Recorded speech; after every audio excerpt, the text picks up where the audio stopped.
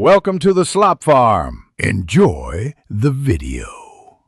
You'll begin by opening Google Docs and signing into your Google account so everything saves automatically.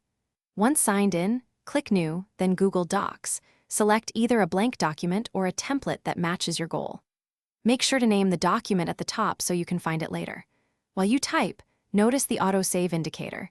This ensures your work goes to the cloud. If you need offline access, enable offline mode in Drive settings before heavy edits. You will now focus on shaping your content. Select text and use the toolbar to change font, size, and apply bold or italics for emphasis. Once done, apply heading styles to create a navigable structure.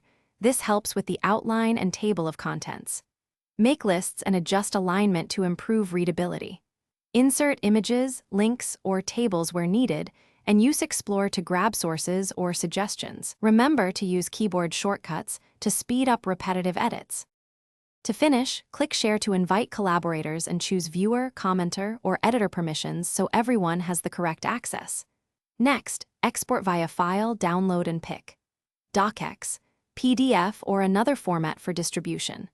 Once distributed, review version history to restore earlier drafts if needed.